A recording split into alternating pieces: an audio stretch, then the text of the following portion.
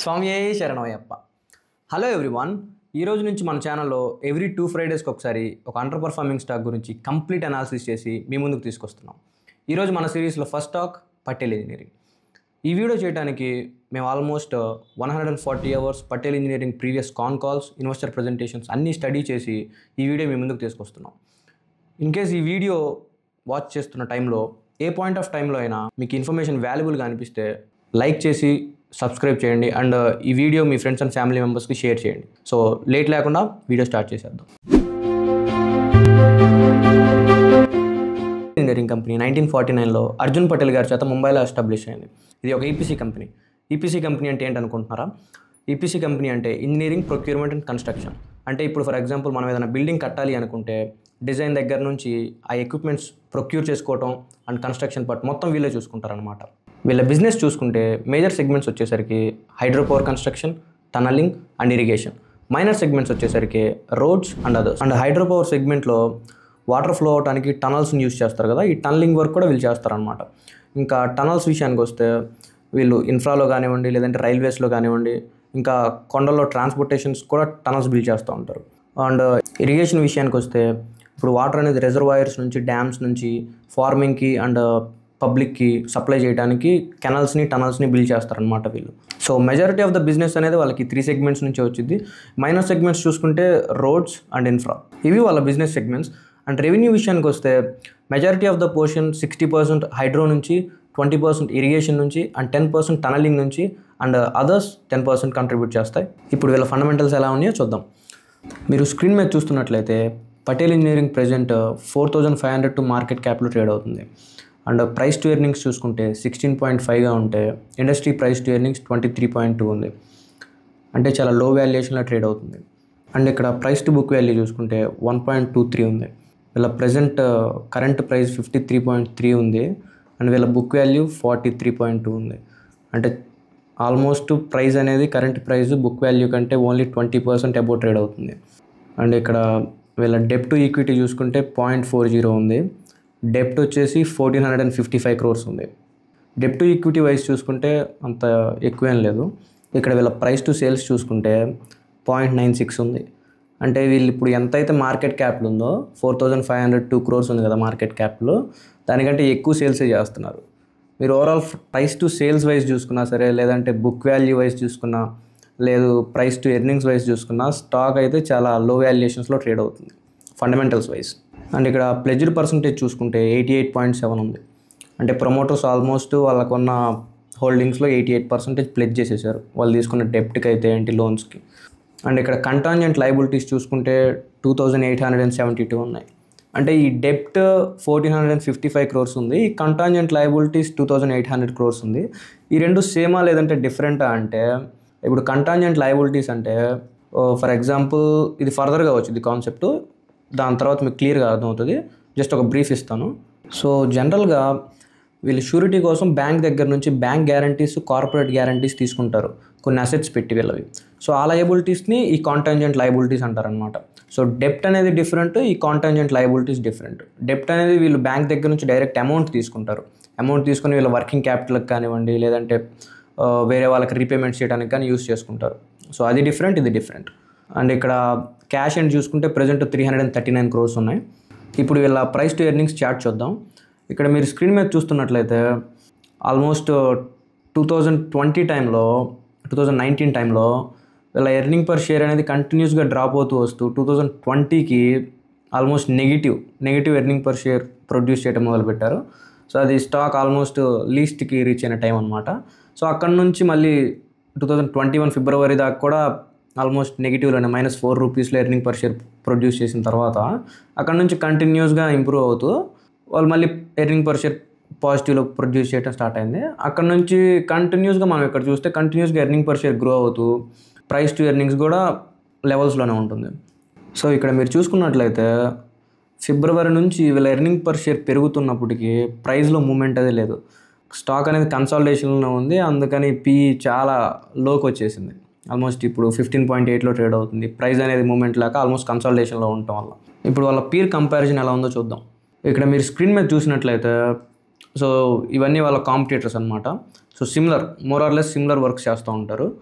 So ఇక్కడ మనం just basics చూద్దాం. ఇప్పుడు ప్రజెంట్ వాళ్ళ డెప్ట్ టు ఈక్విటీ అనేది ఒక పెద్ద కన్సర్న్. పటేల్ ఇంజనీరింగ్కి వాళ్ళ డెప్ట్ అనేది ఇన్వెస్టర్స్కి ఉన్న ఒక పెద్ద కన్సర్న్. ఇక్కడ మనం చూస్తే వాళ్ళ డెప్ట్ టు ఈక్విటీ పియర్స్తో కంపేర్ చేస్తే పటేల్ ఇంజనీరింగ్కి ప్రజెంట్ 0.4 డెప్ట్ టు ఈక్విటీ ఉంది. అండ్ మోస్ట్లీ అన్ని కంపెనీస్కి ఎక్సెప్ట్ కేఎన్ఆర్ కన్స్ట్రక్షన్కి తప్పితే ఆల్మోస్ట్ అన్నిటికంటే డెప్ట్ టు ఈక్విటీలో పటేల్ ఇంజనీరింగ్ లోనే ఉంది. అండ్ వీళ్ళ ప్రైస్ టు సేల్స్ చూసుకున్నా పటేల్ ఇంజనీరింగ్ మిగిలిన కంపెనీస్తో పోల్చుకుంటే చాలా అంటే చాలా లో వాల్యుయేషన్లో ట్రేడ్ అవుతుంది. ఇక్కడ మీరు చూసినట్లయితే ఆర్వీఎన్ఎల్కి అయితే 4.4 ఉంది. మీరు చూస్తూనే ఉంటారు, ఆల్మోస్ట్ స్టాక్ అనేది 4 months నుంచి ఫాలో అవుతూనే వస్తుంది. ఆల్మోస్ట్ 30-40% కరెక్ట్ అయింది. అండ్ ఐఆర్బి ఇన్ఫ్రా ఎవ్రీథింగ్ ప్రతి స్టాక్ కంపారిటివ్లీ పటేల్ ఇంజనీర్తో చూసుకుంటే చాలా అంటే చాలా ఓవర్ వాల్యుయేషన్లో ఉన్నాయి. అంటే మీరు అడగొచ్చు price to sales, price to earnings కనుక లోలో ఉంటే స్టాక్ని పర్చేస్ చేయొచ్చా అని. ఇది అలా వర్క్ అవ్వదు. ఎందుకంటే చాలా కంపెనీస్కి price to earnings, price to sales లోలో ఉన్నప్పటికీ స్టాక్లో అనేది అంతగా మూమెంట్ ఉండదు. ఎందుకంటే ఇన్వెస్టర్స్ దాంట్లో గ్రోత్ చూడట్లేదు కాబట్టి ఆ స్టాక్లో ఎక్కువ పర్చేసింగ్ జరగదు. కానీ ఇప్పుడు మీరు ఆర్వీఎన్ఎల్ చూసుకున్నట్లయితే దానికి price to sales, price to earnings రెండు హైలోనే ఉన్నాయి. కానీ దాని ఆర్డర్ బుక్ కూడా అంతే గ్రో అవుతుంది. స్టాక్కి ఫ్యూచర్లో గ్రో అవడానికి ఛాన్స్ ఉంది కాబట్టి price to earnings, price to sales ఇంత హైలో ఉన్నాయన్నమాట. బట్ పటేల్ ఇంజనీరింగ్ కేసుకి వస్తే పటేల్ ఇంజనీరింగ్కి ఆర్డర్ బుక్ కూడా 17,250 ఉంది. బట్ ఎందుకని వాళ్ళ price to sales, price to earnings ఇంత లోలో ఉన్నా సరే స్టాక్ మూవ్ అవ్వట్లేదంటే దీనికి మీరు కంప్లీట్ వీడియో చూడాల్సిందే. ఇప్పుడు వీళ్ళ ఫైనాన్షియల్ పర్ఫార్మెన్స్ ఎలా ఉందో చూద్దాం. ఇక్కడ మీరు స్క్రీన్ మీద చూసినట్లయితే స్టాక్ 2021 నుంచి రైట్ నౌ సెప్టెంబర్ క్వార్టర్ కూడా రిలీజ్ చేసింది. 24 దాకా మీరు జూన్, సెప్టెంబర్ క్వార్టర్ కొంచెం వీక్గా కనపడతాయి కంపారిటివ్లీ డిసెంబర్, మార్చ్ క్వార్టర్ కంటే. ఎందుకంటే అది మాన్సూన్ సీజన్ కదా, వీళ్ళు మేజర్గా వర్క్ చేసేది హైడ్రో సెగ్మెంట్లో అండ్ మేజర్ రెవెన్యూ వచ్చేది కూడా హైడ్రో సెగ్మెంట్ నుంచే. సో మాన్సూన్ సీజన్ ఎక్స్పాండ్ అయితే ఆటోమేటిక్గా వీళ్ళ వర్క్స్ డిలే అయ్యి వీళ్ళ రెవెన్యూ కూడా డ్రాప్ అవుతుంది అనమాట. అండ్ డిసెంబర్, మార్చ్ క్వార్టర్లో మీరు ఇక్కడ స్క్రీన్ మీద చూసుకున్నట్లయితే mostly December and March quarters are the strongest quarters for Patel engineering. Comparatively మనం Q1 అండ్ Q2 చూసుకుంటే ఈ Q3 అండ్ Q4 వీళ్ళకి స్ట్రాంగ్ క్వార్టర్స్ అని చెప్పుకోవాలి. ఇక్కడ మనం చూసుకున్నట్లయితే ఈ క్వార్టర్లో ప్రజెంట్ వీళ్ళు 1,174 crores సేల్స్ జనరేట్ చేస్తే లాస్ట్ ఇయర్ ప్రీవియస్ క్వార్టర్లో 1,021 crores అండ్ ప్రీవియస్ క్వార్టర్లో 1,102 crores జనరేట్ చేశారు. మనం ప్రాఫిట్ చూసుకున్నట్లయితే ఈ క్వార్టర్లో 101 crores వస్తే లాస్ట్ ఇయర్ సేమ్ క్వార్టర్లో 49 crores వచ్చింది. అంటే ఆల్మోస్ట్ 100% ప్రాఫిట్ అనేది ఈ క్వార్టర్లో ఇంక్రీజ్ అయింది. మనం ప్రీవియస్ క్వార్టర్తో చూసుకున్నట్లయితే ప్రీవియస్ క్వార్టర్లో 83 crores ప్రాఫిట్ జనరేట్ చేశారు. సో ప్రీవియస్ క్వార్టర్తో చూసుకున్నా లాస్ట్ ఇయర్ సేమ్ క్వార్టర్తో చూసుకున్నా సరే ఈ క్వార్టర్లో పర్ఫార్మెన్స్ అయితే పటేల్ ఇంజనీరింగ్ వాళ్ళు బాగానే ప్రొడ్యూస్ చేశారు. ఈవెన్ వాళ్ళ జూలై క్వార్టర్లో వాళ్ళ ప్రమోటర్ చనిపోయారు.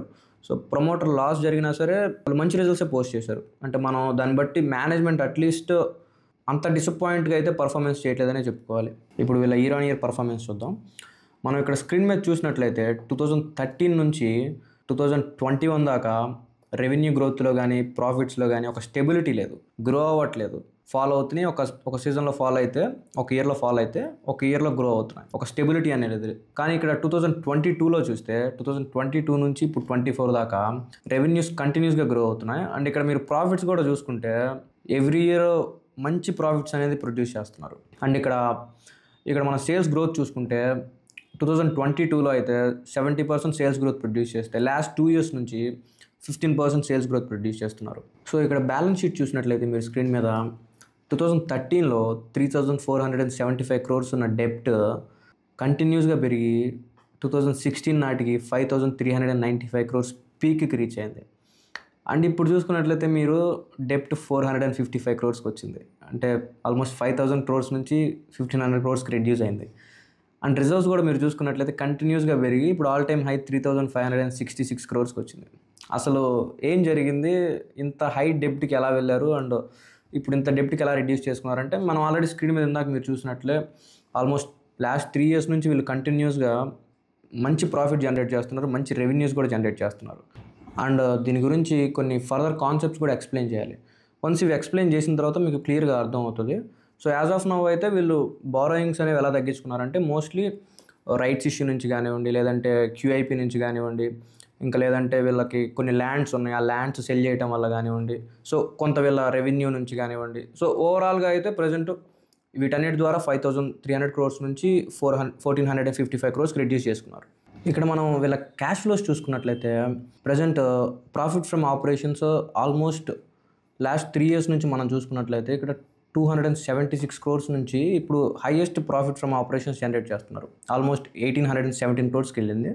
అండ్ ఓవరాల్గా ఇక్కడ మీరు నెట్ క్యాష్ ఫ్లో చూసుకున్నా సరే ప్రజెంట్ ప్రీవియస్ ఇయర్స్తో కంపేర్ చేసుకుంటే all time high 126 crores net cash flow generate చేస్తున్నారు. ఇక్కడ మనం రేషియోస్ చూసుకున్నట్లయితే స్క్రీన్ మీద డెప్టర్ డేస్ ఆల్మోస్ట్ 44కి రీచ్ అయింది, 44 daysకి. అంటే మనం ఆల్రెడీ ప్రీవియస్ వీడియోస్లో డిస్కస్ చేసుకున్నాం.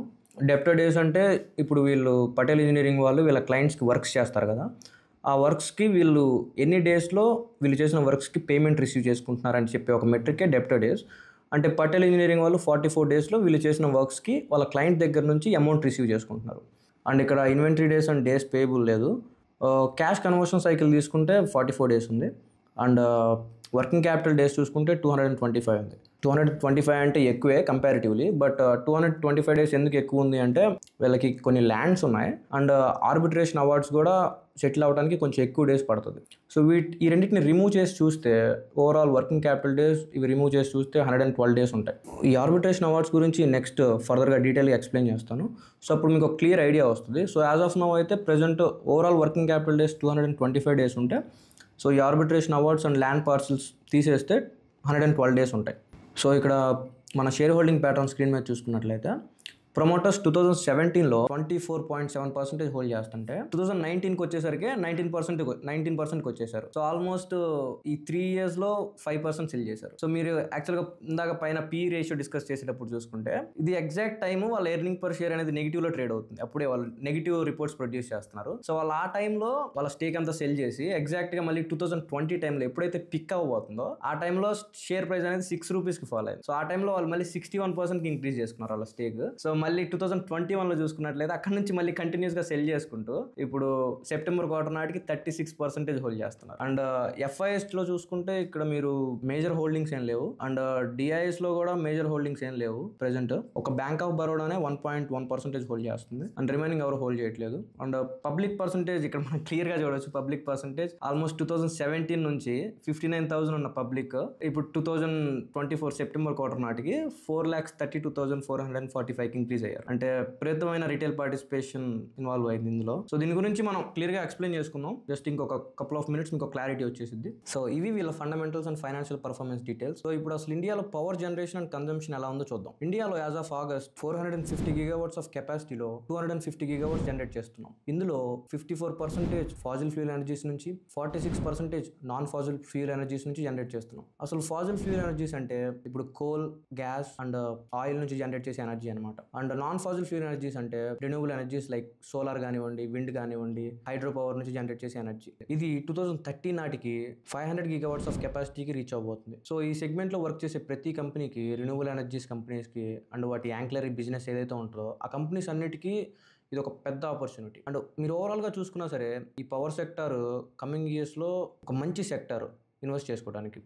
వీళ్ళ యాంక్లరీ ఏ బిజినెస్ అయినా సరే, ఏ బిజినెస్ తీసుకున్నా మీరు ఈ పవర్కి సంబంధించింది ట్రాన్స్ఫార్మర్స్ కానివ్వండి, పోల్స్ కానివ్వండి, వైర్స్ కానివ్వండి, ఈవెన్ ఈ రిన్యూవబుల్ ఎనర్జీస్ కంపెనీస్ కానివ్వండి, వీటిలో వర్క్ చేసే ఈపీసీ కంపెనీస్ కానివ్వండి. సో ప్రతిదీ ఇది ఒక పెద్ద ఆపర్చునిటీ. అండ్ మనం గ్లోబల్గా కూడా కన్జంప్షన్ అండ్ జనరేషన్ చూసుకున్నట్లయితే మన ఇండియా గ్లోబల్లీ 3rd ప్లేస్లో ఉంది. First China and second America and third మనం ఉన్నాం. చైనా వచ్చేసరికి 2,800 gigawatts of power generation capacity ఉంటే అమెరికాకి 1,300 gigawatts of power generation capacity ఉంది. మనకి ఇప్పుడు ప్రెసెంట్ ఉన్న కెపాసిటీ 450 gigawatts. అంటే మీరు కంపేర్ చేసుకొని చూస్తే మనకి ఇంకెంత ఆపర్చునిటీ ఉందో మీకు అర్థమవుతుంది. సో కమింగ్ ఇయర్స్లో ఈ రిన్యూవబుల్ ఎనర్జీస్కి 300 gigawatts ఆఫ్ ఆపర్చునిటీ అయితే బిల్డ్ అవబోతుంది. ఇందులో హైడ్రోకి 60 gigawatts ఆఫ్ ఆపర్చునిటీ అయితే దొరకబోతుంది. ఇందులోనే పటేల్ ఇంజనీరింగ్ ఒక పెద్ద బెనిఫిట్ పొందుతుంది. Let's see the positives of Patel engineering. So present మన ఇండియాలో 18 gigawatts of hydro power construction జరుగుతుంటే అందులో Patel engineering 8 gigawatts of hydro power construction చేస్తుంది. అంటే almost 45% of market share grab చేసింది.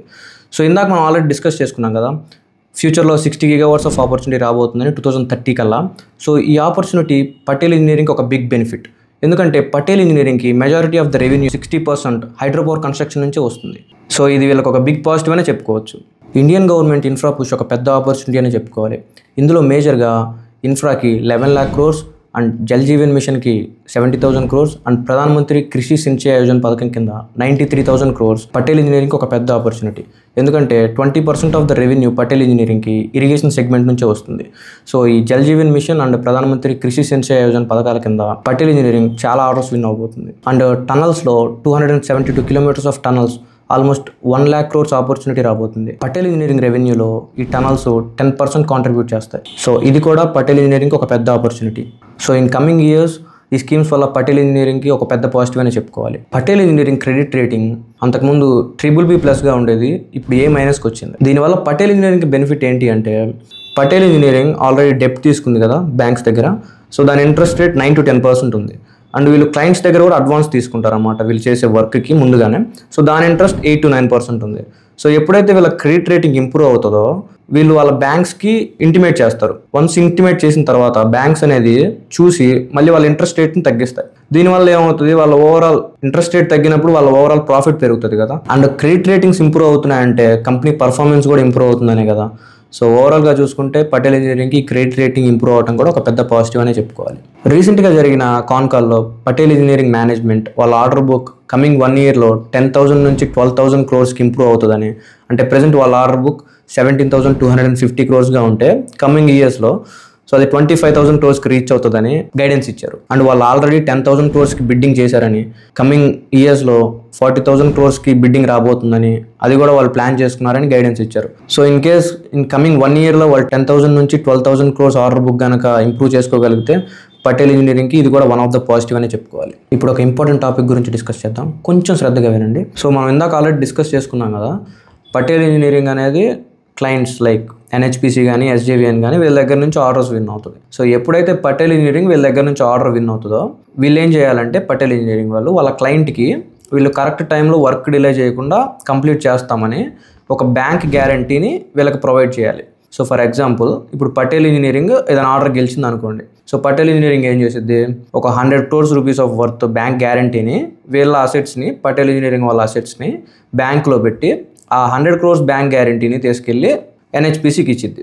సో ఈ NHPC వాళ్ళు ఏం చేస్తారు, అది వాళ్ళ దగ్గర పెట్టుకుంటారు. ఎప్పుడైతే పటేల్ ఇంజనీరింగ్ వాళ్ళు ఇన్ కేస్ ఆర్డర్ వాళ్ళు వచ్చిన ఆర్డర్ ఏదైతే ఉందో వర్క్ దాన్ని డిలే చేశారనుకో, వీళ్ళు ఏం చేస్తారు, ఈ బ్యాంక్ గ్యారంటీతో మళ్ళీ బ్యాంకుకి వెళ్ళి ఆ అమౌంట్ని క్లెయిమ్ చేసుకుంటారు. సో ఇప్పుడు పటేల్ ఇంజనీరింగ్ వాళ్ళు ఏం చేస్తారు, తిరిగి దీన్ని డిస్ప్యూట్ రేస్ చేసి ఆర్బిట్రేషన్ ప్యానల్కి వెళ్తారు. సో ఆర్బిట్రేషన్ ప్యానల్ అంటే సిమిలర్గా కోర్ట్ లాగే, అందులో ఒక జడ్జి ఉంటాడు, కోర్టులో జడ్జి ఉంటాడు కదా, ఇందులో ఒక ఆర్బిటర్ ఉంటాడు. సో ఇక్కడ ఏం జరిగింది, ఈ client NHPC and Patel engineering వాళ్ళ ఇద్దరు డిస్కషన్స్ ఆర్బిట్రేటర్ విని వాళ్ళ డిసిషన్ చెప్తాడనమాట. సో ఇన్ కేస్ ఈ డిసిషన్లో ఫర్ ఎగ్జాంపుల్ పటేల్ ఇంజనీరింగ్ గెలిచింది అనుకోండి, ఈ NHPC వాళ్ళు తర్వాత కోర్టుకి వెళ్ళొచ్చు. ఇన్ కేస్ అక్కడ కోర్టులో కూడా పటేల్ ఇంజనీరింగ్ గెలిస్తే మళ్ళీ హైయర్ కోర్టుకి వెళ్ళొచ్చు. సో ఇలా ఈ ప్రాసెస్ జరుగుతూ ఉంటుంది. సో ఇక్కడ ఇప్పుడు ఎవరైతే ఇక్కడ ఆర్డర్ విన్ అవుతారో, ఫర్ ఎగ్జాంపుల్ ఇప్పుడు పటేల్ ఇంజనీరింగ్ ఇందాక ఇప్పుడు జరిగిన దాంట్లో ఆర్బిట్రేషన్ ప్యానల్ దగ్గర పటేల్ ఇంజనీరింగ్ ఆర్డర్ విన్ అయింది అనుకోండి, కేసు విన్ అయింది. సో అప్పుడు ఆర్బిట్రేషన్ అవార్డు పటేల్ ఇంజనీరింగ్కి ఫేవర్గా వచ్చినట్టే. ఇన్ కేసు వీళ్ళు హయ్యర్ కోర్టుకి వెళ్తే ఫేవర్గా వచ్చినట్టే, వెళ్ళకపోతే ఆ అమౌంట్ వచ్చేస్తుంది. సో ఇన్ కేసు వెళ్ళారనుకోండి, ఈ ఆర్బిట్రేషన్ అవార్డ్స్ అనేవి వీళ్ళ ఫేవర్గా వస్తాయి. సో ఇక్కడ మీరు స్క్రీన్ మీద చూసినట్లయితే సో ఈ ఫేవర్గా ఉన్న అవార్డ్స్ March 31st, 2024 నాటికి 1,211 crores ఉన్నాయి. అండ్ ఇక్కడ మీరు చూసినట్లయితే ఓవరాల్ క్లెయిమ్స్ వచ్చేసి 4,331 crores ఉన్నాయి. బట్ ఈ రీసెంట్ క్వార్టర్లో అయితే వీళ్ళు ఇన్వెస్టర్ ప్రెజెంటేషన్లో ఈ డేటా రిలీజ్ చేయలేదు. కానీ వీళ్ళ కాన్ కాల్లో ఏం చెప్పారంటే ప్రజెంట్ వీళ్ళ దగ్గర 3,500 క్లెయిమ్స్ ఉన్నాయి ఓవరాల్గా. బట్ స్పెసిఫిక్గా వీళ్ళకి ఫేవర్గా ఎన్ని ఉన్నాయి అండ్ క్లెయిమ్స్ ఇంకెన్ని చేయాలి, అసలు ఎన్ని క్లెయిమ్స్లో ఉన్నాయి ఎగ్జాక్ట్గా చెప్పలేదు. సో దీనివల్ల వీళ్ళకి బెనిఫిట్ ఏంటంటే, సో ఇన్ కేసు ఇప్పుడు పటేల్ ఇంజనీరింగ్ కనుక కేసు గెలిచింది అనుకోండి, ఇప్పుడు వాళ్ళు లేటెస్ట్గా చెప్పిన దాని ప్రకారం 3,500 crores ఉన్నాయి అనుకుంటే, వీళ్ళు కోర్టులో కనుక ఆర్బిట్రేషన్ ప్యానల్లో కానీ కోర్టులో కానీ కేసు గెలిస్తే ఈ అమౌంట్ అనేది పటేల్ ఇంజనీరింగ్కి వస్తుంది. సో దీనివల్ల పటేల్ ఇంజనీరింగ్ ఏం చేస్తుంది, ఈ అమౌంట్తో డెప్ట్ తగ్గించుకోవటం వాళ్ళ ఫర్దర్ ఆపరేషన్స్కి యూజ్ చేసుకుంటుంది కదా. సో దీనివల్ల పటేల్ ఇంజనీరింగ్కి ఒక బెనిఫిట్. కానీ ఏమవుతుంది, ఎప్పుడైతే ఈ ఎవరైతే క్లయింట్ ఉన్నారో వాళ్ళు హయ్యర్ అప్పీల్కి వెళ్తానే ఉన్నారనుకోండి, ఈ కేసు అనేది డిలే అవుతుంది కదా. సో ఇలా డిలే ప్రాసెస్ తగ్గించడానికి గవర్నమెంట్ అనేది 2 schemes రిలీజ్ చేసింది. అందులో ఒకటి నీతి ఆయోగ్ స్కీమ్ అండ్ ఇంకొకటి వివాద్ సే విశ్వాస్ 2.0 స్కీమ్. ఈ నీతి ఆయోగ్ స్కీమ్ అంటే ఇప్పుడు పటేల్ ఇంజనీరింగ్ ఇందాక మనం డిస్కస్ చేసుకున్నట్లు ఏదైనా ఆర్బిట్రేషన్ ప్యానల్లో అవార్డు గెలిచింది అనుకోండి, ఫర్ ఎగ్జాంపుల్ గెలిచింది. సో గెలిచినప్పుడు ఏం చేస్తుంది, పటేల్ ఇంజనీరింగ్కి ఫేవర్గా ఆర్బిట్రేషన్ అవార్డు ఎంతో కొంత ఒక 100 crores అమౌంట్ ఫేవర్గా వచ్చేసింది. సో ఇప్పుడు ఏం చేయొచ్చు అంటే ఈ స్కీమ్ ప్రకారం పటేల్ ఇంజనీరింగ్ బ్యాంక్ దగ్గరికి వెళ్ళి మళ్ళీ వాళ్ళ అసెట్స్ ఒక 100 crores అసెట్ని బ్యాంక్లో గ్యారంటీగా పెట్టి ఆ బ్యాంక్ గ్యారంటీ తెచ్చి ఈ క్లయింట్కి ఇచ్చి ఈ అమౌంట్లో 75% క్లెయిమ్ చేసుకోవచ్చు. సో ఇలా చేసుకోవటం వల్ల ఏమవుతుంది, ఇన్ కేస్ క్లయింట్ హయ్యర్ కోర్టుకి వెళ్ళినా సరే ఈ లోపలనే వీళ్ళు 75% ఆఫ్ ద అమౌంట్ తీసుకుంటారు కాబట్టి ఈ అమౌంట్ని వీళ్ళు ఫర్దర్ ఆపరేషన్స్ కానీ డెప్ట్ తగ్గించుకోవడానికి కానీ యూస్ చేసుకోవచ్చు. సో దీనివల్ల కంపెనీ బెనిఫిట్ అవుతుంది కదా. సో ఈ స్కీమ్ వల్ల కంపెనీ ఎంతో కొంత బెనిఫిట్ అయితే పొందుతుంది. సో నెక్స్ట్ వివాద్ సే విశ్వాస్ 2.0 స్కీమ్ ఏంటంటే, సో ఇప్పుడు మోస్ట్లీ పటేల్ ఇంజనీరింగ్ క్లయింట్స్ అందరూ గవర్నమెంట్సే కదా. సో ఈ స్కీమ్ మోస్ట్లీ ఈ గవర్నమెంట్ ఎంటిటీస్ వీటికి సంబంధించిన స్కీమ్ అనమాట. ఈ స్కీమ్ ద్వారా పటేల్ ఇంజనీరింగ్ గవర్నమెంట్ ఎంటిటీస్తో డిస్ప్యూట్స్ ఉంటాయి కదా. సో ఈ డిస్ప్యూట్లో ఏదైనా ఆర్బిట్రేషన్ ప్యానల్లో కనుక January 30, 2023 లోపు ఏదైనా అవార్డు విన్ అయితే, కేసు గెలిస్తే 65% ఆఫ్ ద అమౌంట్ అనేది క్లెయిమ్ చేసుకోవచ్చు.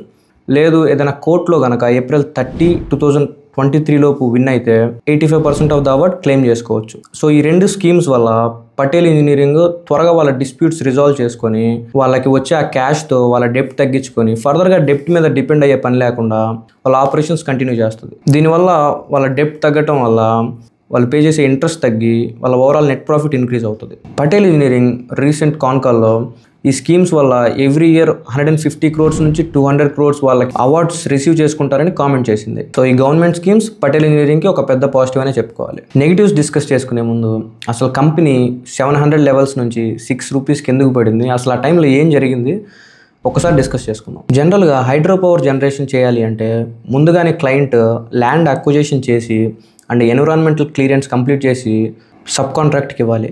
కానీ అంతకుముందు ఎలా జరిగేదంటే LOI రిసీవ్ అయిన తర్వాత కూడా ల్యాండ్ అక్విజిషన్ కంప్లీట్ అయ్యేది కాదు అండ్ ఈ ఎన్విరాన్మెంటల్ క్లియరెన్స్లు కూడా సరిగ్గా అయ్యేవి కాదు. దీంతో ఏమయ్యేది, కంపెనీకి వాళ్ళ ఎగ్జిక్యూట్ చేసే ప్రాజెక్ట్స్ అనేవి డిలే అయ్యాయి. సో ఇందాక మనం ఆల్రెడీ డిస్కస్ చేసుకున్నాం కదా ఈ ఆర్బిట్రేషన్ క్లెయిమ్స్. సో క్లయింట్స్ ఏం చేసేవాళ్ళు, ఈ అమౌంట్ని బ్యాంక్ దగ్గరికి వెళ్ళి క్లెయిమ్ చేసుకునేవాళ్ళు.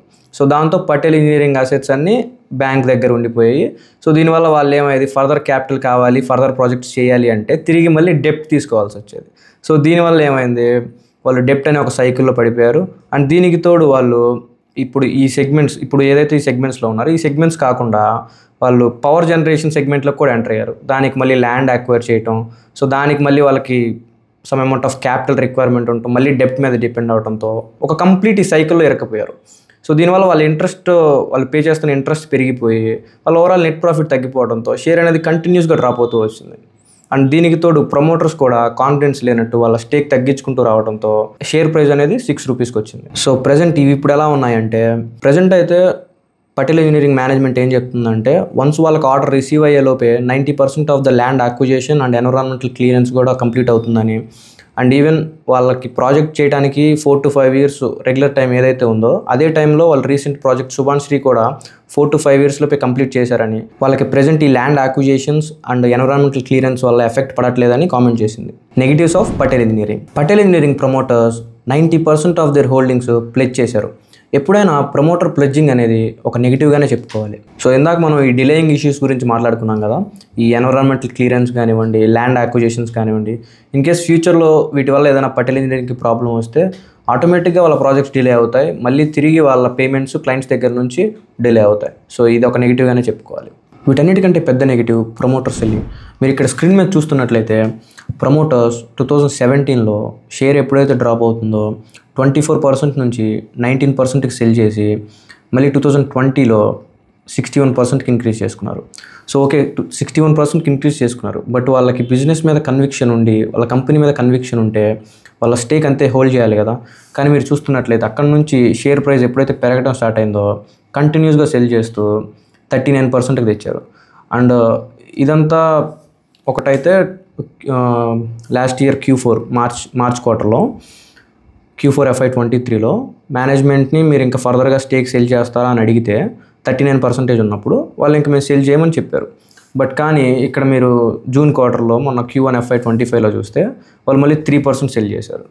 సో వాళ్ళకి బిజినెస్ మీద ఒక కన్విక్షన్ లేదని దీన్ని బట్టి మనకు అర్థమవుతుంది. రీసెంట్గా జూలై మంత్లో వాళ్ళ ప్రమోటర్ రూపియన్ పటేల్ గారు చనిపోవటం, అది వాళ్ళకి ఇంకొక పెద్ద మేజర్ నెగిటివ్ అనే చెప్పుకోవాలి. అక్కడ నుంచి మీరు చూసినట్లయితే స్టాక్ కంటిన్యూస్గా కరెక్ట్ అవుతూ ఆల్మోస్ట్ లో లెవెల్స్కి రీచ్ అయింది.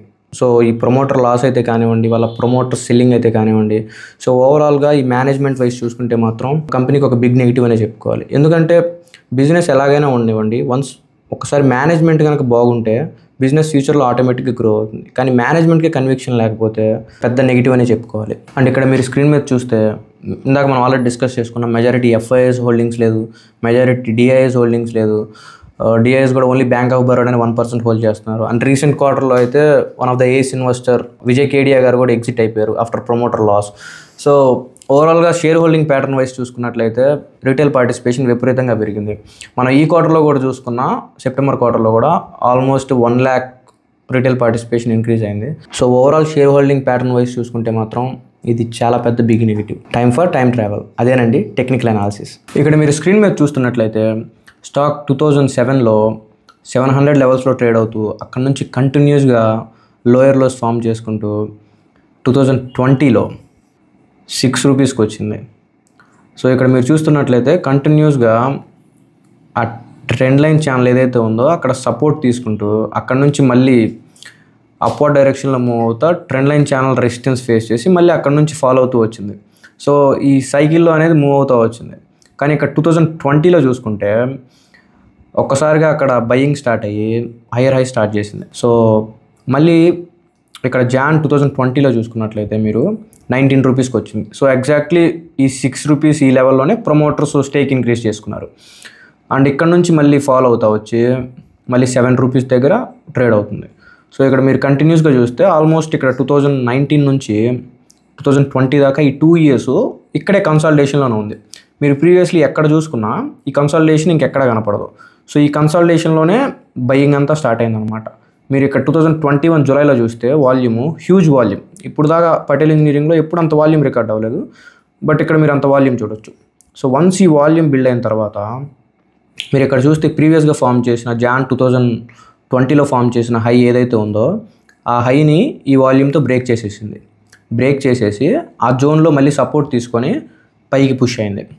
సో మళ్ళీ ఇక్కడ పైన ట్రెండ్ లైన్ ఛానల్ రెసిస్టెన్స్ ఉంది కదా, మళ్ళీ అక్కడ రెసిస్టెన్స్ ఫేస్ చేసి మళ్ళీ ఫాలో అయింది. కానీ ఈసారి కిందకి వెళ్ళలేదు. ఏదైతే ఆ డిమాండ్ జోన్ ఉందో ఆ డిమాండ్ జోన్లోనే సపోర్ట్ తీసుకొని మళ్ళీ అక్కడ నుంచి ఇక్కడ మీరు చూస్తున్నట్లయితే మే 2023లో హ్యూజ్ వాల్యూమ్తో ఆ ట్రెండ్ లైన్ రెసిస్టెన్స్ ఏదైతే ఉందో దాన్ని బ్రేక్ చేసి పైకి వెళ్ళిపోయింది. పైకి వెళ్ళిపోయి కంటిన్యూస్గా అక్కడ నుంచి 77 రూపీస్ దాకా ఫుల్ ఒకటే రన్లో 77 రూపీస్కి వెళ్ళిపోయింది. అక్కడ నుంచి కంటిన్యూస్గా ఇప్పుడు 9 months కన్సాలిడేషన్లోనే ఉంది. ఆల్రెడీ ఇందాక మనం డిస్కస్ చేసుకున్నాం జూలైలో వాళ్ళ ప్రమోటర్ లాస్ అయ్యారని. సో జూలైలో కూడా మీరు చూసుకున్నట్లయితే ఇక్కడ 72 రూపీస్లోనే ట్రేడ్ అవుతుంది. కానీ అక్కడ నుంచి ప్రమోటర్ లాస్ ఏదైతే ఉందో అక్కడ నుంచి కంటిన్యూస్గా స్టాక్ ఫాలో అవుతూ ఆల్మోస్ట్ 46 రూపీస్కి వెళ్ళింది.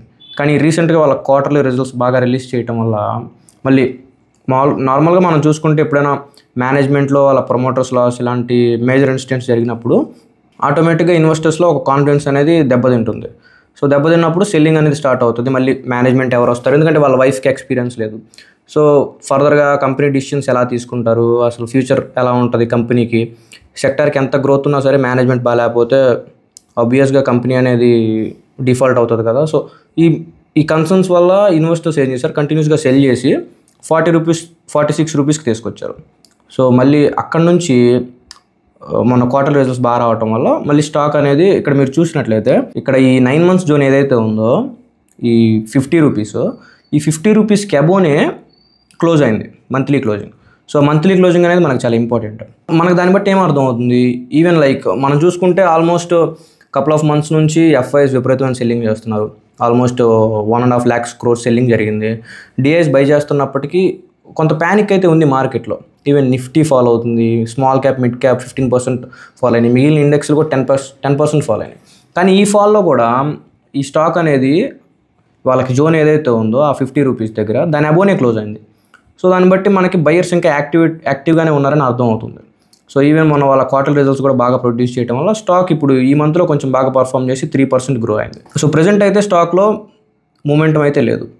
ఇన్ కేస్ మూమెంటం రావాలి అంటే హయ్యర్ హైస్ ఫామ్ చేయాలి. ఎప్పుడైతే మళ్ళీ స్టాక్ హయ్యర్ హైస్ ఫామ్ చేస్తుందో తిరిగి మళ్ళీ ప్రీవియస్గా ఫామ్ చేసిన 70 లెవెల్స్ ఎప్పుడైతే బ్రేక్ చేస్తుందో ఆ లెవెల్స్ బ్రేక్ చేసినప్పుడు కంపల్సరీ స్టాక్లో అయితే మూమెంటం వస్తుంది.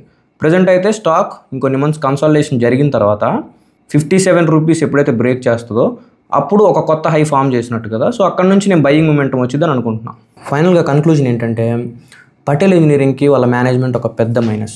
ఎప్పుడైనా మేనేజ్మెంట్ బాగుండి ప్రజెంట్ బిజినెస్ బాగాలేకపోతే ఫ్యూచర్లో మనం మంచి రిటర్న్స్ ఎక్స్పెక్ట్ చేయొచ్చు. కానీ బిజినెస్ బాగుండి మేనేజ్మెంట్ బాగాలేకపోతే అదొక పెద్ద డ్రాబ్యాక్. రీసెంట్ వాళ్ళ ప్రమోటర్ లాస్ అనేది ఇన్వెస్టర్స్కి కంపెనీ మీద ఉన్న కాన్ఫిడెన్స్ని తగ్గించింది. కానీ new management recent quarterly results బాగా పర్ఫామ్ చేయటం, సో ఇన్వెస్టర్స్కి కొంత కాన్ఫిడెన్స్ అయితే వచ్చింది. కానీ ఇప్పుడున్న మేనేజ్మెంట్ వాళ్ళు ఇచ్చిన గైడెన్స్ ప్రకారం నెక్స్ట్ 1 yearలో 10,000 నుంచి 12,000 crores ఆర్డర్ బుక్ యాడ్ చేసుకొని వాళ్ళు ఇప్పుడు మెయింటైన్ చేస్తున్నట్టు ఎబిడ్డా మార్జిన్ 13 to 15% మెయింటైన్ చేయగలిగి అండ్ వాళ్ళు చెప్పినట్టుగా ఎవ్రీ ఇయర్ 150 నుంచి 200 crores డెప్ట్ రెడ్యూస్ చేసుకొని వచ్చే 3 yearsలో వాళ్ళ టర్మ్ డెప్ట్ 650 crores రెడ్యూస్ చేసుకోగలిగితే ఆటోమేటిక్గా ఇప్పుడున్న వాళ్ళ net profit margin 3 to 4%, 8 to 10% increase అవుతుంది. సో ఆటోమేటిక్గా బాటమ్ లైన్ ఇంప్రూవ్ అవుతుంది. అండ్ మేనేజ్మెంట్ ఈ ఇయర్లో సేల్స్ 15% గ్రో అవ్వచ్చని, FY 26-27లో 20 to 25% సేల్స్ గ్రో అవ్వచ్చు అని గైడెన్స్ ఇచ్చింది. సో ఓవరాల్గా మేనేజ్మెంట్ కనుక వాళ్ళ గైడెన్స్ని మ్యాచ్ చేయగలిగి మంచి ఫైనాన్షియల్ పర్ఫార్మెన్స్ అయితే చూపిస్తే స్టాక్ ఇప్పుడున్న లెవెల్లో అయితే అట్రాక్టివ్గానే ఉంది. కానీ మేనేజ్మెంట్ మీద మనకు కన్సర్న్స్ ఉన్నాయి కాబట్టి స్టాప్ లాస్ అయితే కంపల్సరీ. ఒకవేళ స్టాక్ కనుక 50 రూపీస్ కంటే బిలో కనుక మంత్లీలో క్లోజ్ అయితే that is your stop loss. So ఇప్పుడున్న ప్రైస్ లెవెల్ నుంచి మన స్టాప్ లాస్ 5%. మనం 5% రిస్క్ చేసి కంపెనీ కనుక ఇదే పర్ఫార్మెన్స్ డెలివరీ చేయగలిగితే మనం all time high 700 levels reach అవ్వగలుగుతాం. సో స్టాప్ లాస్ అనేది మాత్రం మ్యాండేటరీ. సో మీరు ఫర్దర్గా పొజిషన్ తీసుకోవాలంటే వాళ్ళ అప్కమింగ్ క్వార్టర్స్లో వాళ్ళ ఫైనాన్షియల్ పర్ఫార్మెన్స్ చూసి and management con calls attend అయ్యి మీ పొజిషన్ తీసుకోవడం best option. That's all for today's video. ఈ వీడియో కనుక మీకు నచ్చినట్లయితే do like, share and subscribe. In case ఈ వీడియో కనుక హెల్ప్ఫుల్ అనిపిస్తే మీ ఫ్రెండ్స్ అండ్ ఫ్యామిలీ మెంబర్స్ కూడా షేర్ చేయండి. అండ్ మీకు ఏదైనా స్టాక్లో డీటెయిల్ అనాలిసిస్ కావాలంటే comment down below. See you all in next video. Until then, జై హింద్.